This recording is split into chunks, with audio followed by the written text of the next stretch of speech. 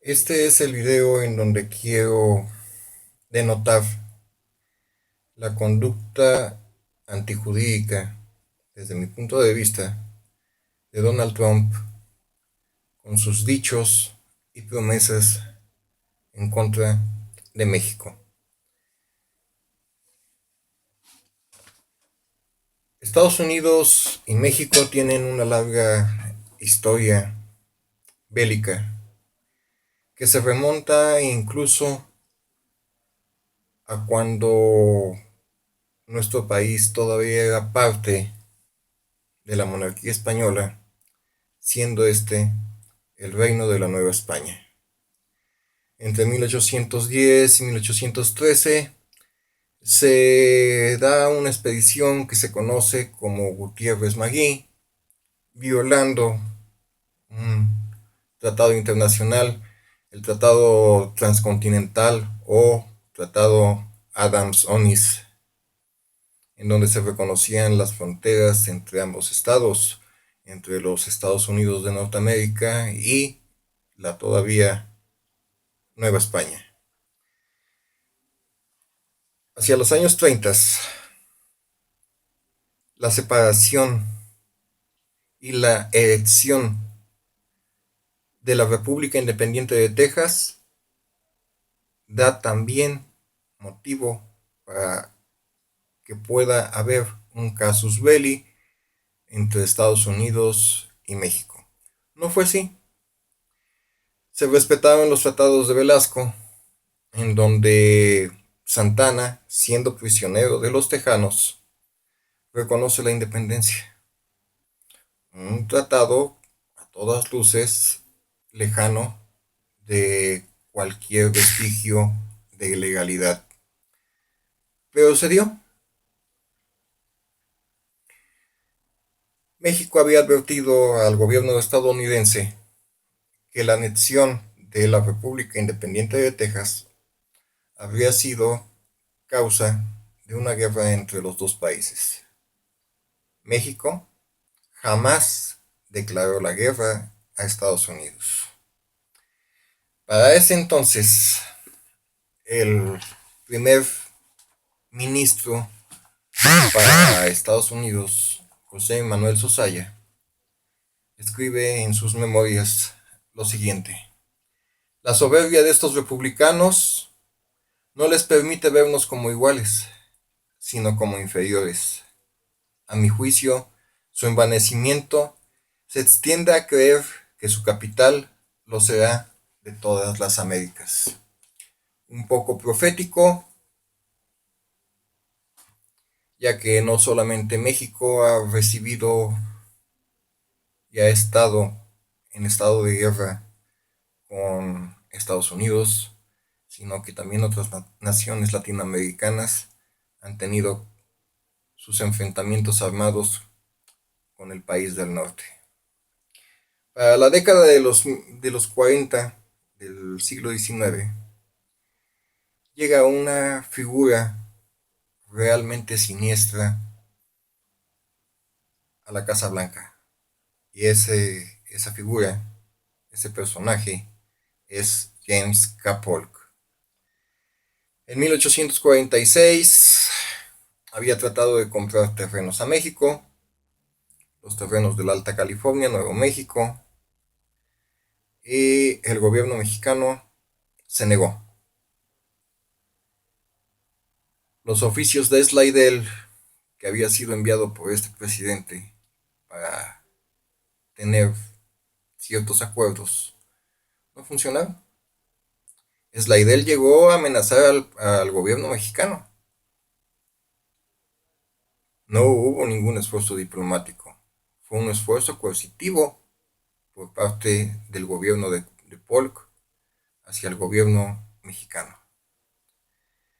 Se desatan las hostilidades en un territorio que es territorio en disputa.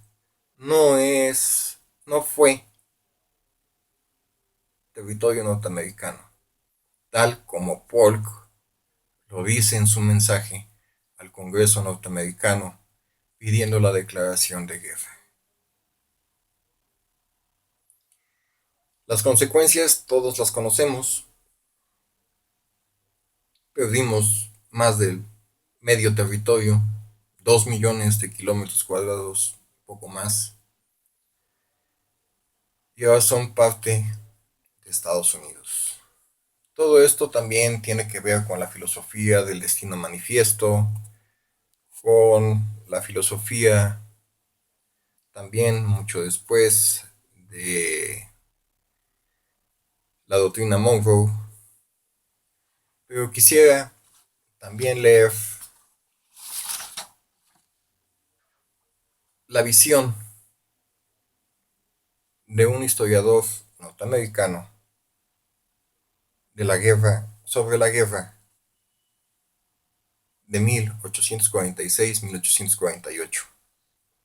Aún así, si no lo llamamos infamia, definitivamente no estaba atendiendo a la ideología tal como se presenta en los más nobles textos de Estados Unidos sobre la libertad y la democracia. Esta guerra de agresión en donde atacamos a nuestro vecino sin importar cuánto hayamos ganado, no nos gusta mirar la forma en que lo ganamos. David Pletcher, historiador. Ya para el siglo XX, el presidente Wilson manda un bloqueo naval, pero también es una intervención al puerto de Veracruz para impedir que al usurpador Huerta le llegasen armas y poder continuar la guerra civil que aquí se había desatado cuando él tomó la presidencia ilegalmente. Los dichos por Donald Trump en todo lo que va de su pre-campaña y campaña son potencialidades de lo que puede llegar a ser. Primero el muro entre la frontera de ambos países, luego quitar las remesas, quitar los subsidios, la deportación de millones de indocumentados que están en Estados Unidos. Todo eso para mí no es más que un engranaje. Primero una cosa, después otra, para llegar precisamente a una declaración de guerra que puede hacer este señor si es que toma posesión de la Casa Blanca. La misma retórica había hecho Hitler desde los años 20 y 30 y cuando llegó a ser canciller de Alemania desató una de las más terribles conflagraciones que tiene memoria la humanidad, la Segunda Guerra Mundial. Es la misma retórica, son los mismos dichos, la misma ideología, solo que en vez de que sea Alemania, ahora es Estados Unidos. ¿Qué fue lo que dijo Robert H. Jackson en su discurso de apertura en los tribunales internacionales militares de Nuremberg? Los males que buscamos condenar y castigar han sido tan calculados, tan malignos y tan devastadores que la civilización no puede tolerar que se ignoren porque no podrá sobrevivir a su repetición. Terminada la Segunda Guerra Mundial, nace la Organización de las Naciones Unidas, se emite la Carta, que son sus principios, y dentro de sus principios, hablando de la paz, hablando de la protección de los estados, de cualquier agresión,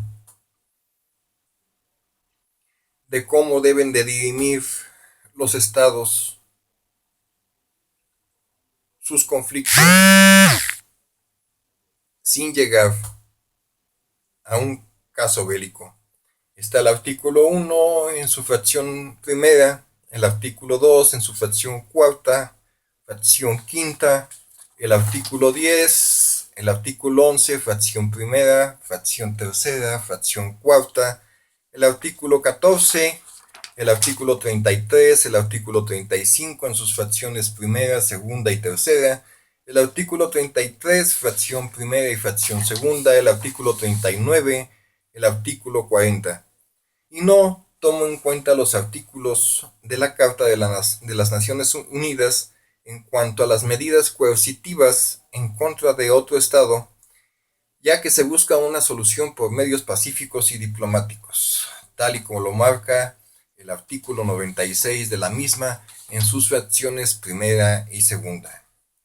La construcción del muro a lo largo de la frontera de Estados Unidos y México no solo contiene el elemento que menciona Donald Trump de mantener al límite la inmigración ilegal, sino que es también un esfuerzo de distanciamiento económico, comercial y humanitario, por el cual Donald Trump está sugiriendo que romperá el Pact Sunt Servanda de todos los acuerdos bilaterales y multilaterales que ambos estados han signado, así como el principio jurídico del jus coelum, quebrantando la igualdad de derechos entre los pueblos y la libre determinación de los pueblos.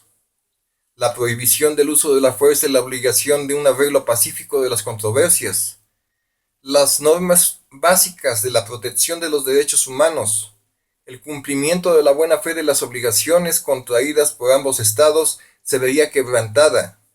Además, ya no solo es México el que se ve amenazado, no solo por la posibilidad de las situaciones bélicas. Donald Trump ha ido más allá en proferir amenazas y dichos discriminatorios en calidad de promesas que se verán traducidas en hechos, por lo que también viola el principio de erga omnes. La responsabilidad individual penal internacional está sancionada desde la Carta de Londres y los principios de Nuremberg, por lo que no se puede apelar al nulo impune sine lege y al nula pena sine lege. Si bien dentro del derecho internacional humanitario se ve la potencialidad de la protección de las personas, sus bienes, sus derechos, tanto de las partes en conflicto como de los civiles, ratificados en los convenios internacionales como el Derecho de la Haya, el Derecho de Ginebra y los Estatutos de Roma, en donde está la potencialidad de acciones, está abierta también la puerta a la sanción de la potencialidad de dichos y otras acciones contrarias al derecho internacional. Doctrinariamente me baso en la Carta de Londres y en los principios de Nuremberg.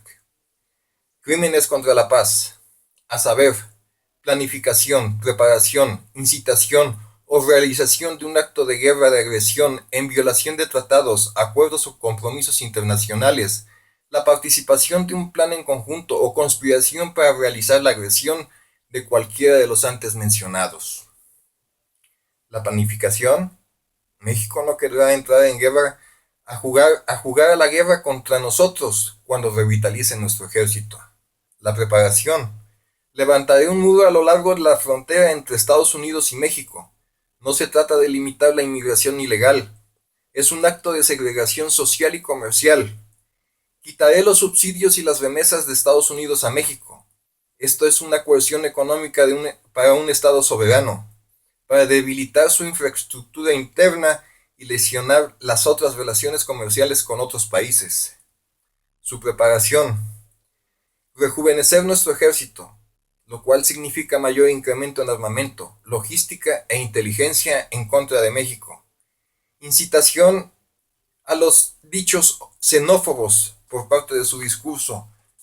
Es previo a cualquier agresión para exaltar los sentidos patrióticos del Estado agresor en defensa de los ideales o propuestas de quien cometiera la agresión. Conspiración. Para estas alturas, en estos tiempos, ya se deben de estar involucrados empresarios, industriales, políticos, militares, de forma individual o grupal, para el desarrollo de todo lo antes descrito. Rompimiento de acuerdos, tratados o compromisos bilaterales y multilaterales, sin atender a las leyes internacionales. Se lanza contra otro Estado soberano, violando los principios de Pacta Sunt Servanda y Jus Coelum, en los que los Estados signantes adquieren el compromiso de llevar a cabo todos y cada uno de los compromisos signados. crímenes de lesa humanidad, asesinato, la exterminación, la esclavitud, la deportación y otros actos inhumanos cometidos contra cualquier población civil antes o durante la guerra, o persecución por motivos políticos, raciales, religiosos. En su propuesta, Donald Trump desea deportar a más de 11 millones de personas del territorio estadounidense, prohibir arbitrariamente la entrada de otras etnias a su conveniencia. Esto es, que solo podrían entrar a ese territorio etnias que a su parecer les sean las adecuadas. Motivos religiosos que no atañen a México, pero que se ha pronunciado en tal respecto, lo cual también tipifica como un crimen en este apartado. Ahora, todo esto se da en término de potencia, es decir, todavía no es, pero puede llegar a serlo. Y hay que recordar cómo Hitler basó todo su régimen fascista en amenazas en que nadie pensó que pudiese llegar a cumplir. Como en los años 20 se creía que era una broma de una persona de una ideología fascista en la Alemania de la República de Weimar. No era posible, y vemos a través de los hechos históricos que fue la más grande conflagración de la humanidad. Si bien no se ha llevado a nadie a la justicia internacional por expresarse, de tal modo como lo han hecho Hitler y Donald Trump, tampoco es imposible que el derecho penal internacional tome en cuenta este tipo de casos al saber lo que ha pasado en la historia, no antigua, sino reciente, de hace solo 60 años, en que se dio la tragedia también descrita por el fiscal americano Jackson en su discurso de apertura en el Tribunal Internacional de Nuremberg. Cabe destacar que en el juicio de Nuremberg, el caso de Julius Streicher, el director y editor del diario Der Strump, el cual se dio a la tarea de conocer y fomentar la doctrina antisemita de una forma tan virulenta que vemos las consecuencias que ahora conocemos como el Holocausto judío de la Segunda Guerra Mundial. Streicher no firmó ninguna orden ejecutiva, no disparó, hasta donde se sabe, a ninguna persona, pero su ideología llevó al Holocausto judío. Participó en el Holocausto judío con sus dichos, con sus declaraciones. No hay tampoco en el derecho internacional el non liquid, el no existe, el no hay. Y en dado caso de que haya un vacío jurídico dentro del derecho, los magistrados, jueces, fiscales y postulantes tienen la obligación de resolver el negocio que se les lleve a las cortes. Es por esto que insto al Estado mexicano a que tome cartas en el asunto, dado que la seguridad nacional, la soberanía está en peligro cuando un hombre como Donald Trump, con la ideología fascista que lo ha caracterizado a lo largo de toda esta contienda electoral, ha amenazado a un Estado soberano como lo es México, sin que nadie quiera hacer nada. Parafraseando al doctor Jesús Velasco, gran historiador mexicano sobre la guerra de Estados Unidos y México de 1846-48, bien dice que la soberanía hay que defenderla desde adentro, no con discursos, con actos. Muchas gracias.